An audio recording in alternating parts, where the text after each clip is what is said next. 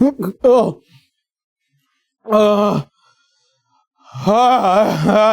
Well, that's the last time I do cocaine.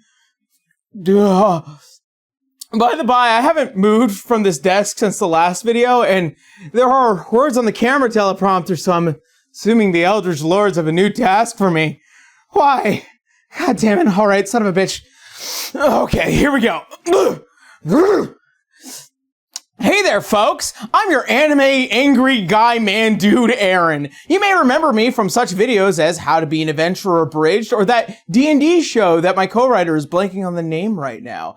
I recently posted a really cool video, and it was about 30 minutes long, and yet somehow I had people commenting within the first 5 minutes of it being uploaded calling it cringe.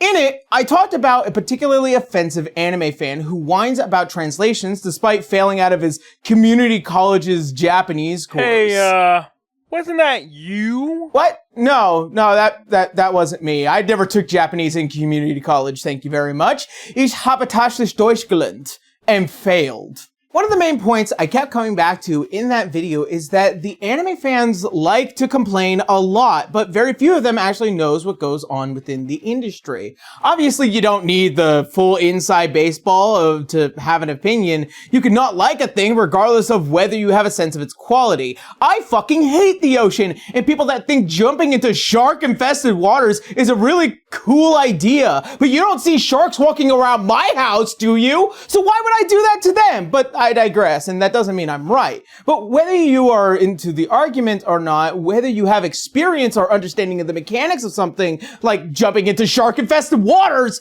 you should probably have some context, right?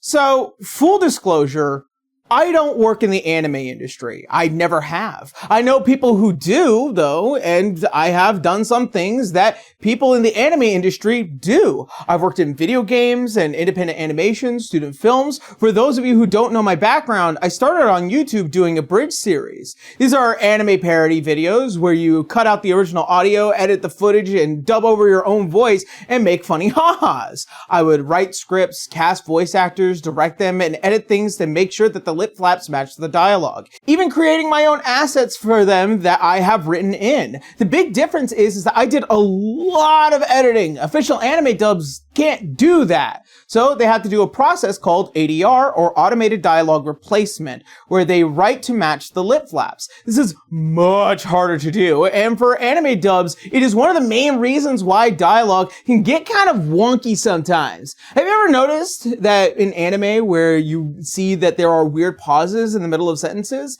TV Tropes calls this lip lock. Google top 10 anime lip locks for more information. Other than that, I have done streams, voiceover, and requires setting up equipment in order to make sure that the audio sounds good. Even with all of this experience though, it's still not anime industry experience.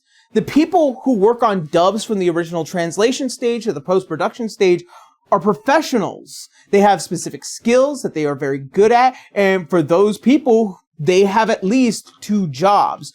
Translators are often writers, and voice actors are sometimes directors, and so forth. I'm not really in a position to give you the lowdown on everything that goes into dubbing anime, but then again, very few people are. And aside from the ones that write long screeds on their Tumblrs about how much they hate Lovely Complex, few people who do are ever given the spotlight. This lack of transparency has led to a lot of assumptions that most anime writers and most voice actors are part of a cabal trying to ruin translations for political gain. And that is, to be quite fair, given that a few have gone on record giving people running with that assumption ammunition. Now, for no reason at all, I like to thank Jello Apocalypse for his work on Lovely Complex.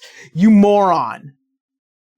Either way, translation is a huge part of the dubbing process that not a lot of people really get. It isn't nearly as visible as voice acting, but is arguably as important. After all, the whole point of a dub is to make the work more accessible to a different audience. And that's where things get political. Now, don't worry, kids. Uncle Aaron isn't high enough to get political yet. Instead, I just want to have an honest chat about translation and its much misunderstood, often maligned cousin, localization. Now, let's get the technical stuff out of the way. Translation and localization, as normies have often called the terms, are basically two methods of translating text. According to André Lefebvre, who was interpreting another person's theory, quote, either the translator leaves the author in peace as much as possible and moves the reader towards him, or he leaves the reader in peace as much as possible and moves the author towards him. The former is what we would call translation, and the latter is localization. Though the translation theory, localization, is often referred to as domestication. Much like a non-native animal, when you could take a text and you domesticate it. Hopefully, this one doesn't have any disease that'll ruin the ecosystem, like syphilis or communism. Lefebvre does not say that one is right or one is wrong. In fact, his entire deal is to try and get people to think beyond right and wrong by acknowledging that the translator is someone who is constrained by their cultural and time period. A translation cannot be a perfect replica of the original text, so you have to pick what you prioritize. Now, before you cross your arms and say, "Nuh-uh, I want to do a translation with no interference, you shitty jobbers," let me give you a way out. The opposite of a domesticating translation is a foreignizing one. Instead of trying to render a text into your own culture's language and idioms, you try to make it as faithful to the idiom of the original culture. This is a strategy that translators sometimes use, especially ones who are dedicated to disrupting the westernizing homogeny of language, which means asking for literal translation is as woke a position as localization. So deal with that on your own, but foreignizing isn't necessarily more accurate or literal in the long run either. After all, a Western anime fan whose main interaction with Japanese culture is anime. It's not going to be able to accurately represent all Japanese culture, just otaku culture in their translation. And that's fine. After all, the people who make anime tend to like anime. And in the end, what audience does anime serve aside from people who like anime? But trying to make sure that a foreign text looks properly foreign is just a method that people adopt consciously or not. And as a result, the translator is doing something to the text aside from strictly translating it. And for those of you who love AI translations, AI are still trained by humans, and you can't get away from it. Of course, regardless of whether you are translating or localizing, the main thing is that the result is accurate.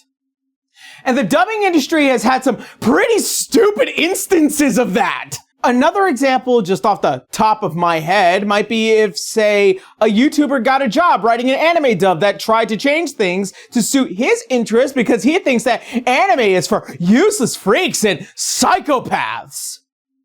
Fucker.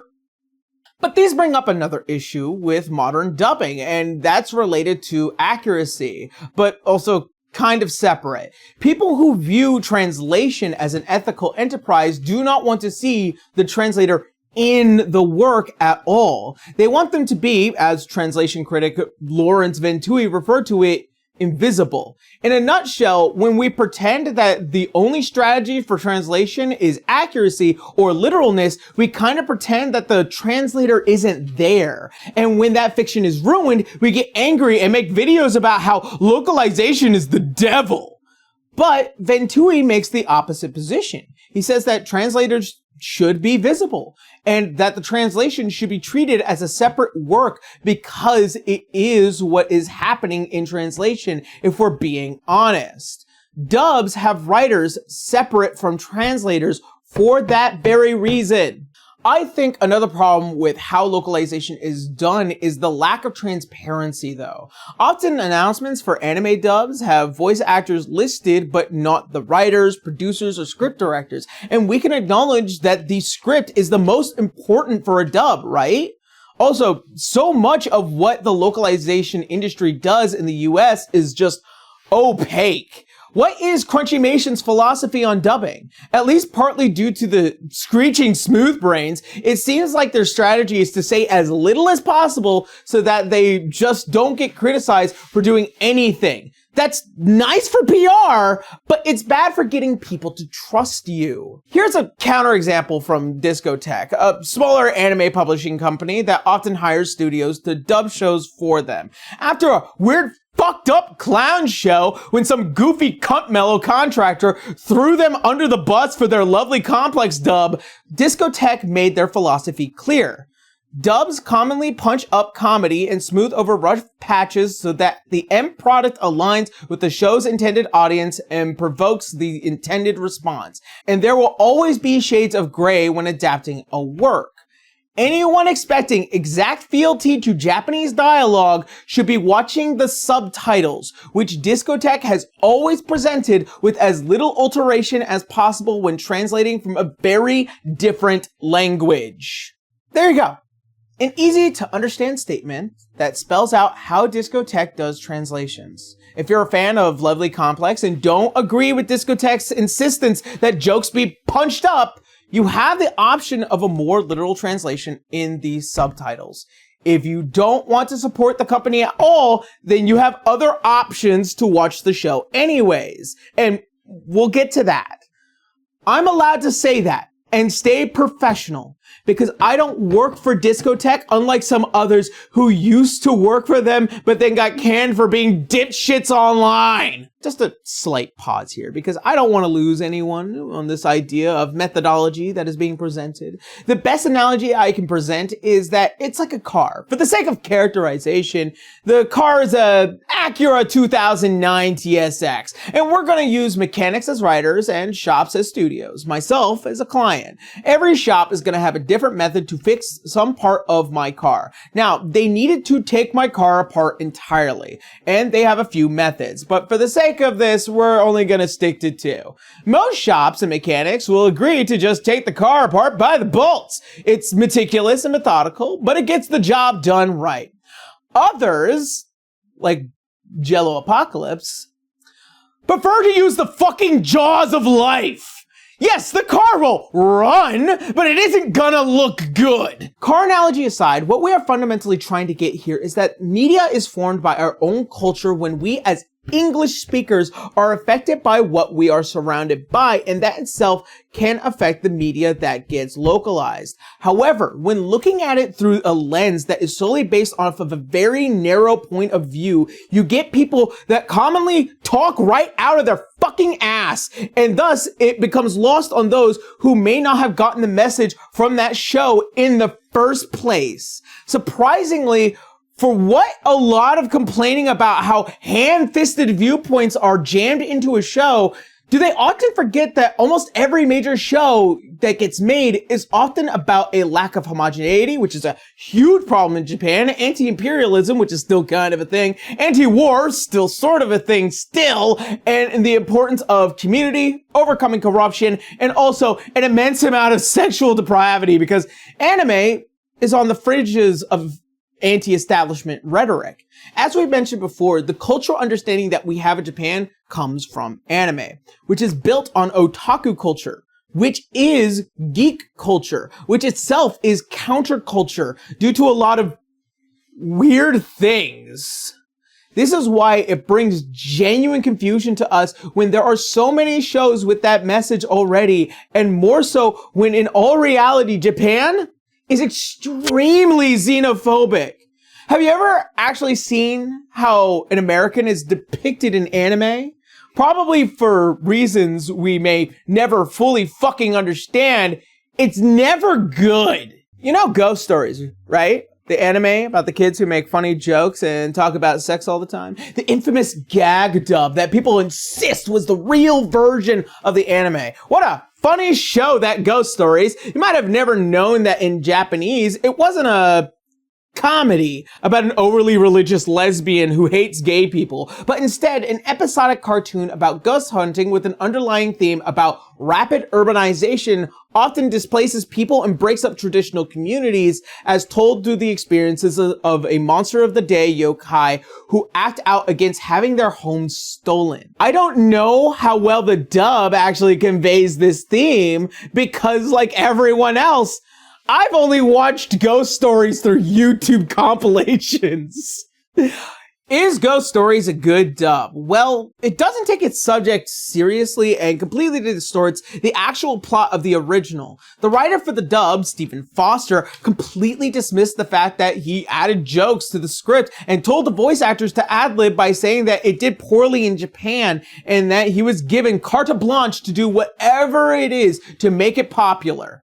He made these claims because he's, you know, a liar. But people love the Ghost Stories dub. They don't, like, pay for it or anything, but people think that the clips that they see online are funny ha-has. So at least the dub is entertaining, even if it completely shits on the creator's intentions, right? Well, no. The anime itself is probably good, but it's going to be pretty boring when you go into it expecting sex jokes. It makes for good Vine material. You remember Vine? It was like TikTok before TikTok got banned. Much like how the creator of Epithet Erase got banned from writing anime dubs for, you know, reasons. It would be great if Ghost Stories got a dub that was more faithful to the original for people who like that sort of thing. But it's been 25 years now, and I don't think anyone actually cares. In fact, the people who shit on modern anime dubs for being woke activism tend to talk up Ghost Stories dub, so what little market there could have been for it in the early 2000s have been completely eroded by idiots on YouTube talking the dub up as if it is the funniest thing ever. But again, a loser dub doesn't necessarily mean a bad one. Hey, you guys remember 4Kids, right? All right. But how do you feel about Pokemon? Wait, what, really? So the 4Kids Pokemon dub is probably the quintessential localization. They edited out any Japanese writing or symbols in the animation, toned down the violence between humans, and of course, banned entire episodes due to violence or Pikachu committing a felony, and not a cool one either, like tax evasion. They also fucked around with the music, sometimes adding their own background music in order to get around licensing deals. But on the other hand, this was not only allowed by the original Japanese licensors, but encouraged. After very well-loved movies like Princess Mononoke had flopped in America due to how foreign and strange the Japanese setting of the movie was, some licensors figured that localizing anime for Western markets was necessary for them to actually make money.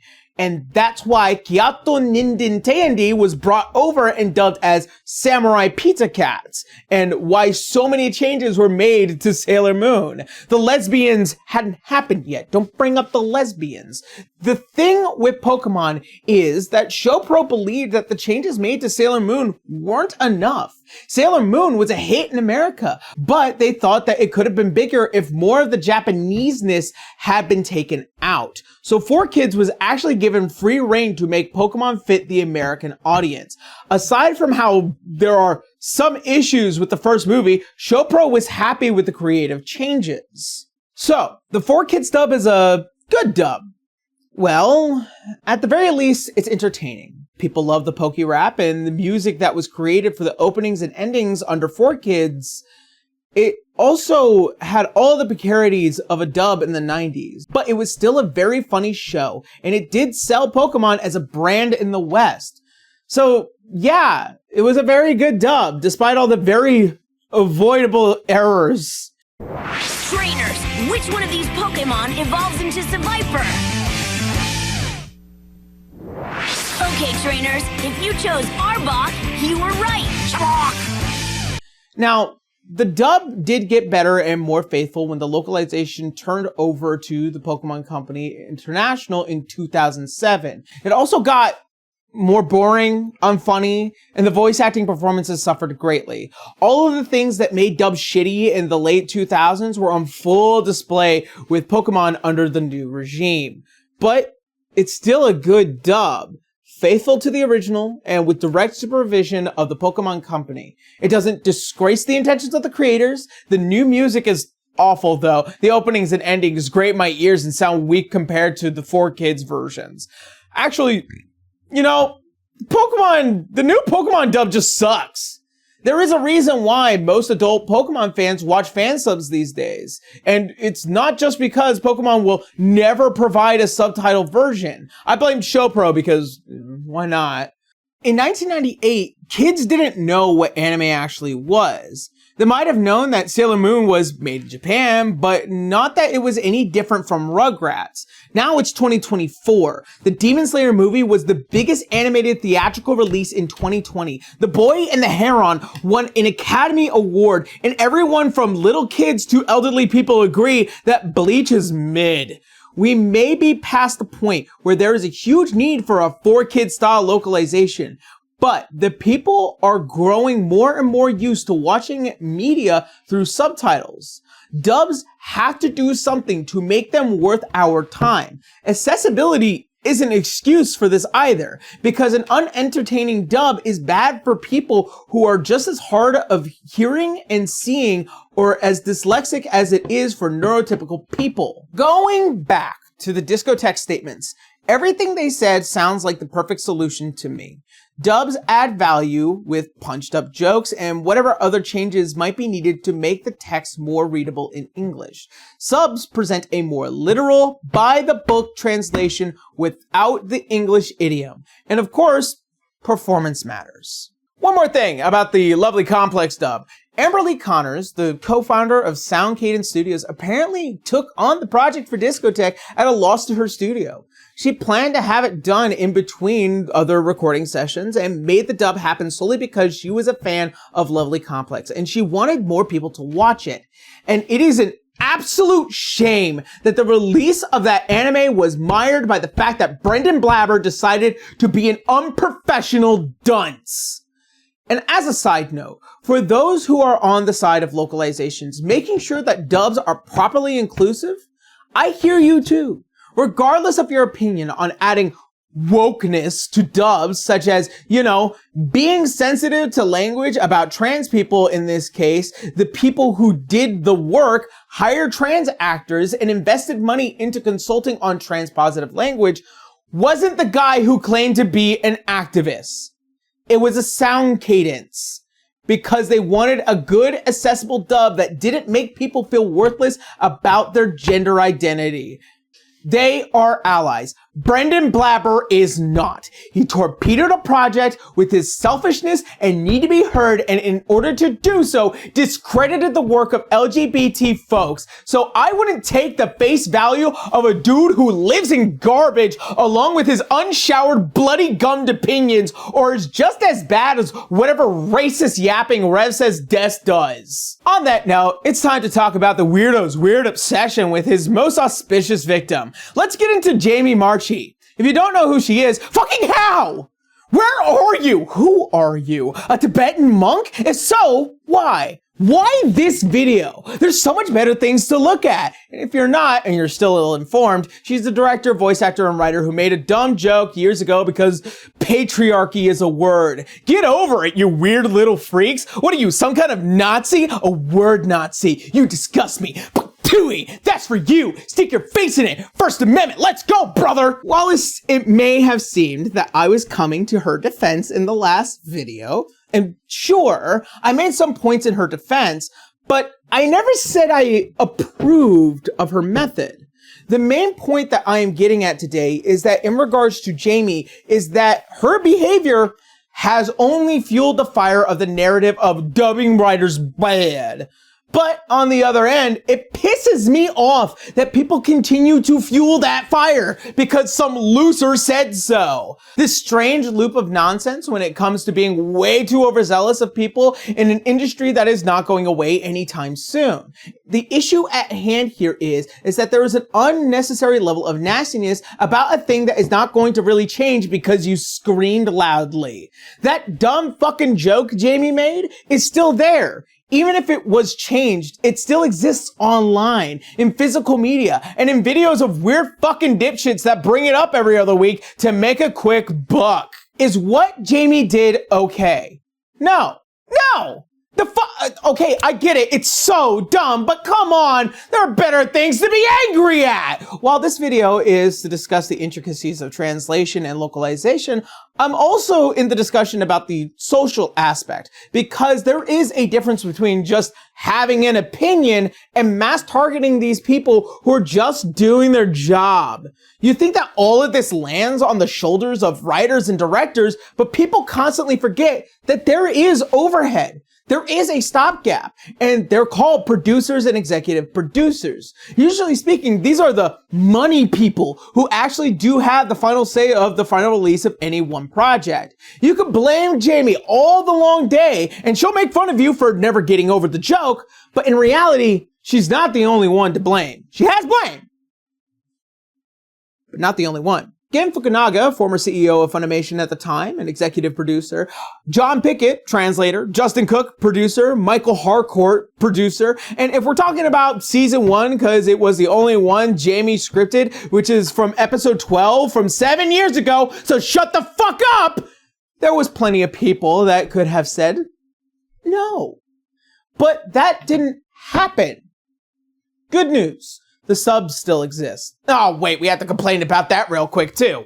Do you guys remember a few years ago with the Nagatoro series when it first came out, and that there was a little hiccup, if you will, about Nagatoro saying sus, and that her voice actress is black, and all the racist anime Twitter had to crawl out of their mother's assholes and perpetuated by the mother of all assholes. But that's a different topic and video altogether. The issue is that the word sus was used in the subtitles, which itself deviates from the manga, which deviates from the original translation. To that I say, be lucky it's just a word, you fucking soft plebeians. Don't you know what it was to be an anime fan in the early 2000s? There were entire shows deviating from the manga's main plot. Get closer. Pull in a bit more. Look at me. Look at me. Rosario Vampire. I suffer every day. My point here is that it seems ridiculous to change over a single line or words, which scares the weird little freaks. But with this context, you begin to see it's relatively innocuous. Now, I'm not saying that there are no offenders in the industry. I've been pointing them out this entire video. My point here is that there is no reason to act like children when civil results speak much louder. And I know everything about that. Fuck. There is an actual civil way to solve this problem. The first is pirate it. I'm legally not allowed to tell you how, but just steal shit. You don't owe anyone your money, let alone a product that you bought digitally that they can freely retract at any point in time. I'm not joking, folks. They did that when they shut down Funimation. The second, don't give them your money.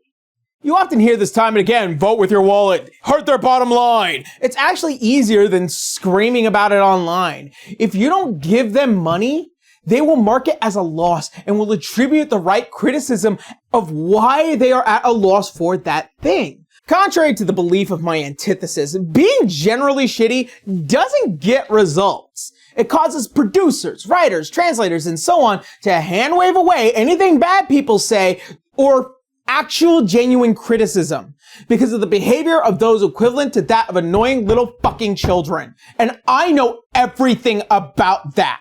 And I know it may seem a little insane for a dude to come out swinging when starting this video series and then fundamentally explain how those people, when it comes to localization, are both right and wrong.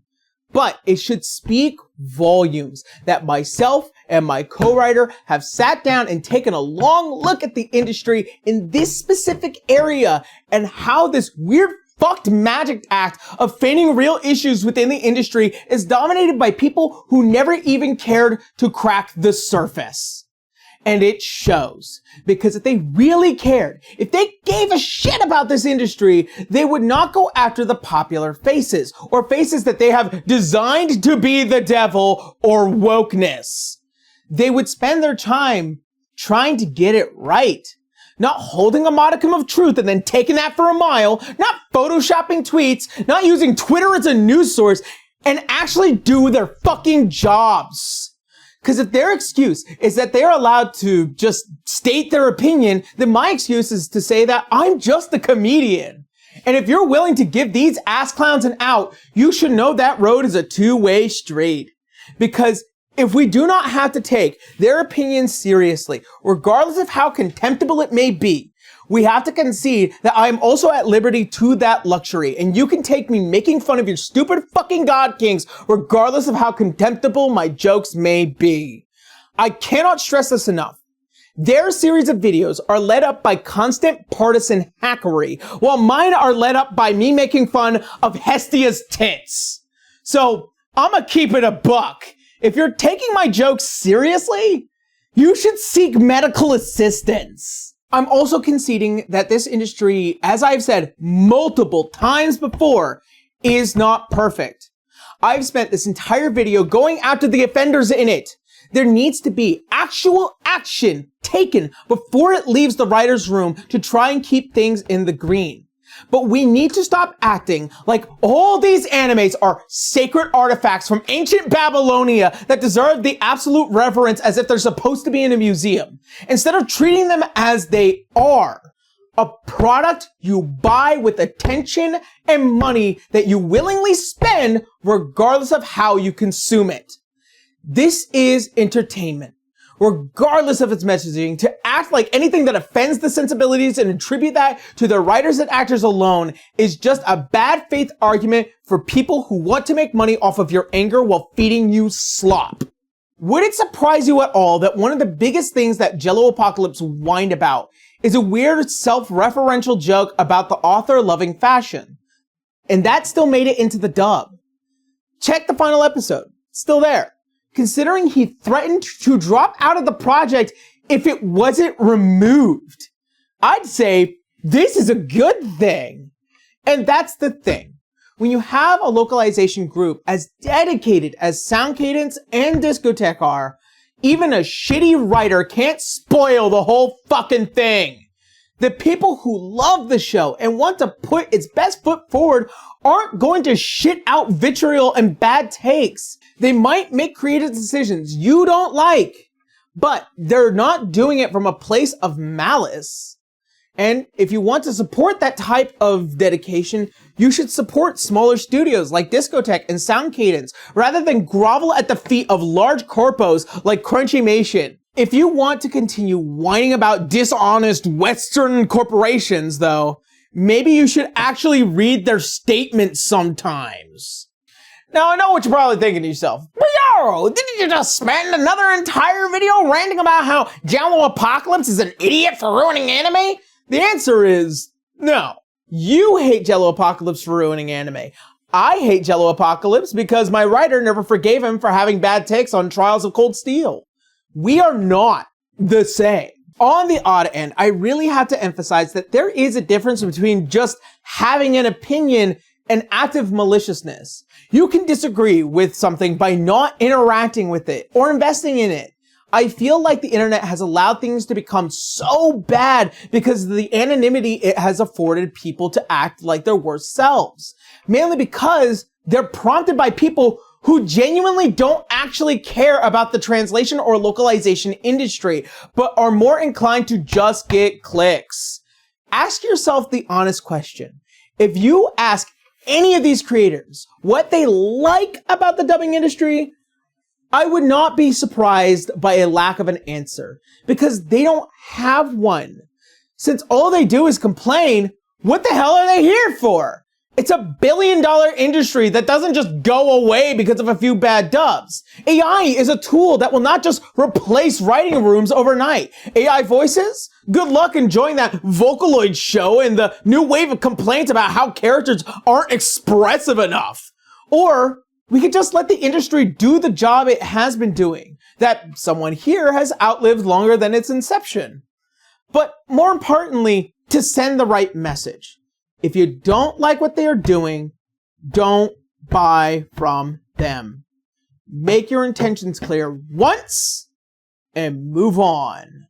But in today's unfortunate age, it seems like the only way to drill the message home is this weird, over, and sometimes violent explanation of your defense. You don't need to make a 30-minute long video explaining why you hate Brendan Blabber.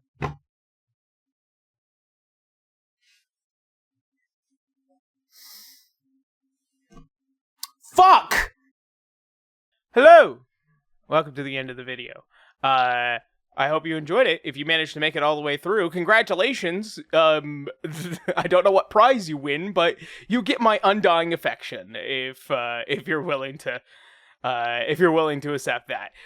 First and foremost, I do want to add a small editorial note, as there was a live stream that was talking a little bit about what the CEO of the media company that owns Discotech is telling pretty much Discotech to never work with Sound Cadence again, and I think that's fucking terrible. Oh, I'm sorry.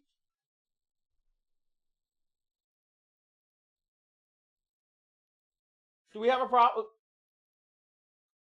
Are you gonna give me attitude? Are you gonna give me attitude? I won't set the attitude. I will boop your snoot. Do you hear me? I will boop your snoot. Anyways, but yeah, and if you are somebody who really defends the notion of you hope that Sound Cadence never works with Discotech ever again, I hope you lose the fingernail that you poke your nose with. As for the rest of the video, it's okay. It's alright. I don't really care.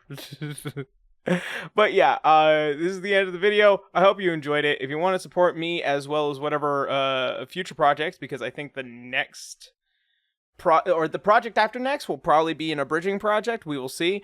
But I'm working on a few more projects before I post the next episode of Free Run abridged. So yeah, look forward to that. But yeah, that's it. Bye.